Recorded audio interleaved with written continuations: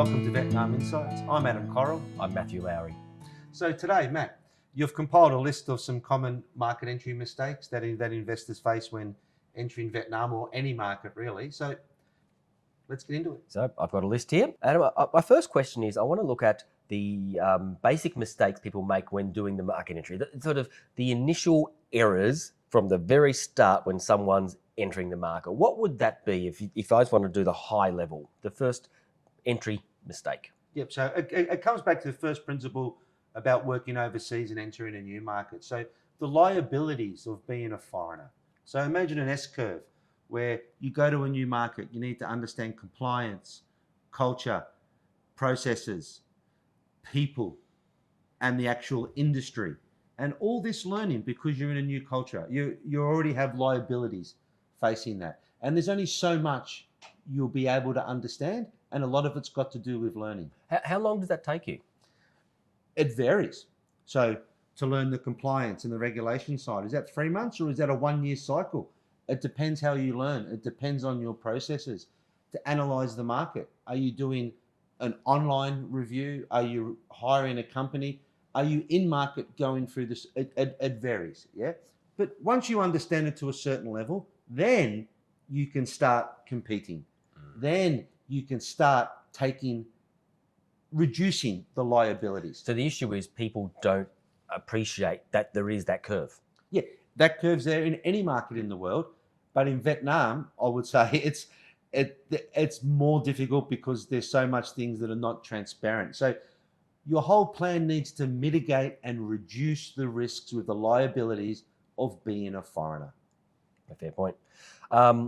My second one I've got down here is market mistakes, supply chain, understanding the market, making assumptions. What sort of market mistakes and how do they drive, or what sort of errors arise that you see from those market mistakes and those assumptions? So as we've talked about in previous episodes, lack of preparation, looking at the market in a very simplistic sort of way, maybe thinking the market is not sophisticated in some areas. And by sophistication, I'd probably say complex and fragmented makes it sophisticated, in the sense that when we do look at supply chains, it's not just very clear who the major players may be clear, but how they work with others, how they leverage others, and the institutions that are involved, the business associations that are involved. You really need to go over all of this. And with that, it's interesting from a sophisticated market. I have this debate quite often with market entry individuals in that they assume Vietnam is very basic. They assume it's an underdeveloped and therefore it's easy to do this. And that sophistication, it may be subtly different to what they're used to, but that it's complicated because it's sophisticated in ways that they may not understand. And that is though again, those assumptions can trap them. And so, what's the path to sort that out and make sure that they don't fall into that trap of, I'm smart, I know it's Vietnam should be easy? Well, do a business plan. And that includes your market analysis.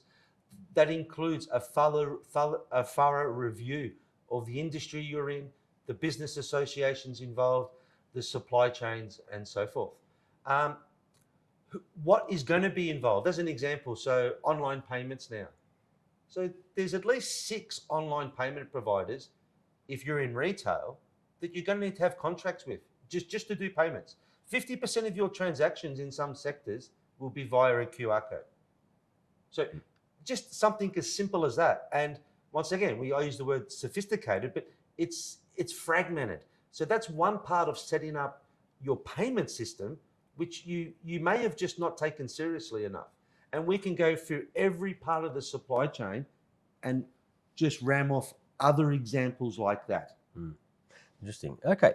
Well, that sort of leads into my next point. Sort of as a segue there, is people mistakes, because and we've talked about in other podcasts, is that the reliance on individuals or not understanding people can cause major issues. So what are some of the mistakes you see and how do we deal with those mistakes? Well, overestimating or underestimating the capabilities of a company or people.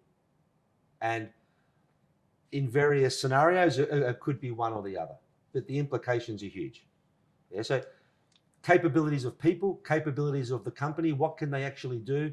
What are they maybe pretending they can do, but that those functions are actually outsourced and others do it, or it's handed over to people they're planning to recruit. There's a lot going on there. So you need to be very, very clear, and you need to see evidence that they can do what they say they can do. What if you overtrust people? But there's a level of trust in Vietnam. It's very important with people, and there's a two-way trust. If someone over relies upon that trust and assumes individuals are working in a certain way, that almost becomes a laziness. What does that what happens within organisations, and what happens from there in that trusting people? That's a fine balance, isn't it? So to begin with, I'm a big advocate of small pilots or projects or a test case for your team or for your partners to see how everyone functions. But what tends to happen is comfort, becoming comfortable in the market, and that's when you hand over and you trust too much. And the people you're working with become too comfortable with you and become a bit laxed in how they do their work and how they should be working. So you need to be on top of it all the time. And not trusting enough, trusting too much. I agree with that. That's actually a very, very fine point. So another one would be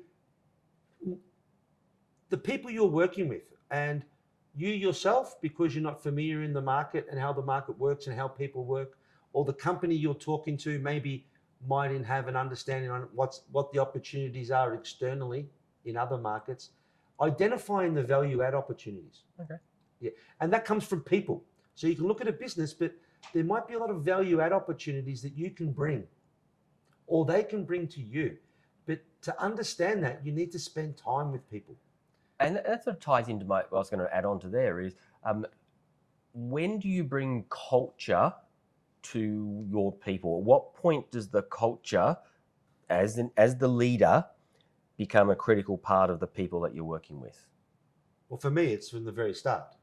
Now, with a caveat that you need to give time and build the relationship, but people need to be clear on how you operate. Well, what are your values? What is okay for you? What is not okay for you? How you like working? As an example, so it takes time. So we're process-driven cultures, task-based cultures. So ideally, you could come in and say, "This is our process. Complete the tasks on time. Get this done." Now, in the real, if you do that at the beginning, it won't work. You're gonna scare people. You're gonna make them uncomfortable. But your goal needs to be to implement that at some point in time, and at a point in time that it needs to be done, so you're not taking on risk. So how are you going to do that? And what happens if we get this wrong? Is the issue that people leave and you've got high turnover? Is people that steal from your business? Is it that the people turn up and just don't work? What implications of getting the people side wrong? Yeah, people will leave. So you spend a lot of time developing people, but they'll leave because they're not comfortable. They're stressed, and they're stressed because of the system you want to put in place. It just doesn't fit them, or they haven't had time to prepare for it or training for it. I wouldn't necessarily be concerned about stealing and things like that. It's more about people just not like being at work or like working for you. Okay. And sorry, yeah, the opposite of that is, if you can implement it, you'll have people that'll stay with you for life. That's a fair point. They've developed, they've learned, and they can see the value. And those people tend to go on to become business owners of themselves in the future. Or future leaders in their Yeah. Exactly. Yeah. Okay, my next topic and issue that we see for market entry mistakes and failures is, this one hurts people sometimes, is their own capability mistakes. So the individuals that are looking to be the leader don't have what necessarily it takes, or they don't understand what their capabilities are. Going it alone. How often have we all seen this? When I first went overseas, I may have done this a little bit too much myself, but going it alone, good luck. Yeah. So capabilities. So there'll be a lot of capabilities you have for your past experiences. Your companies will have a lot of capabilities, But once again, I come back to that liability of being a foreigner S-curve. That first year for some, 2 years for some, 3 years for some just never get it. And they're just taking on liability, liability, liability, because they haven't been able to learn and implement how things function here. Interesting. I have a 9-month observation. After 9 months, people are often jaded and frustrated, or they're enjoying and excited. They see the challenges. It doesn't mean they're successful in any way, Yeah. but just that whole sort of can they cope with being, and that's a big factor. But that capability, what do people need to do in reality to make sure that your capability is not a liability and your capability is a strength? Because people always overestimate themselves. Let's be honest. What do you do? What's the advice? Well, basic leadership principles. If you've studied anything to do with leadership, you know self-reflection's a huge thing. Yeah, you know that taking on board feedback is a huge thing. So if you're pointing the finger at the market, and if you're pointing the finger at Vietnamese, well, I would say take a breath, self-reflect, seek advice, because it's you. And having the people around you who are able to say, "Hey, it's you," as well is important. It's you, and from that, then you can put in place. Who do you need to work with? Who do you need on your team? Do you need an advisor? And that's also when you start dealing with the business chambers and organisations and getting people around you who have gone through those experiences. Yeah, well, personally, I spend a lot of time with the Vietnamese business chambers and associations. Yeah, that's me. But you can go to the foreigner ones, and some are very good, and there's some great people there, and you might meet other people that are pointing the finger. So there's a lot to learn there. Yeah. Interesting. Okay, the last one, and this is a common one I've spoken about before, but governance mistakes. So market entry, making assumptions on how business work, and then not understanding the requirements of the actual business that you have.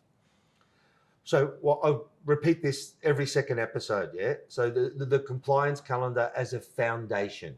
It's not the be all and end all, but it's a foundation. And with that foundation, you can build out further governance from that. So the first side is governance within Vietnam. Well, get the compliance calendar up and going.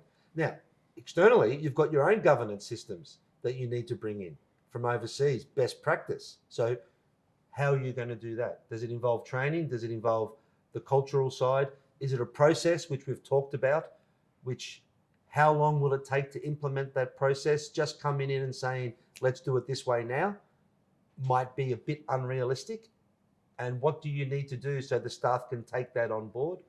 How hands-on do you need to be at the beginning towards always needing to be here in some space, in some way to set expectations, in some way to make the staff know that you take this seriously? And I think, and my question to you is just with a comment first, is that I think that there is a misconception from a lot of foreigners about individuals having all that knowledge to be able to do it. So how do you make sure your compliance calendars and plans are complete? How many staff do you need involved? How do you go about that? Because it's never about one person. No. So you can build out your internal team. So if we look at the Vietnam purely regulation and licensing compliance, you can have your internal team. You can have your accountant and your HR people. But for me, you have an external advisor as well, a specialist firm that works with them a lot or works with them on a periodic basis to make sure that things are getting lodged on time, things are getting lodged correctly. When the laws change, your internal team may not be up to speed on that. Hence your external advisors, compliance firms are there for that as well. It's the same with having, of course, I'm an advocate for having a long-term advisor that's in the market, that's been in the market, that can spot the red flags, potential red flags, can spot the opportunities. And once again, I come back to those value add. Yeah, and I think you just come back to the sort of circular back to the one of the earlier points there is that over-reliance on people actually can be a problem and the governance resolve it. And you shouldn't be relying on one person or one company. Yeah, and it's interesting. Okay, that's probably enough today. Always great. So hopefully those questions were interesting for you. and I look forward to talking again. I'm Matthew Lowry. And I'm Adam Coram.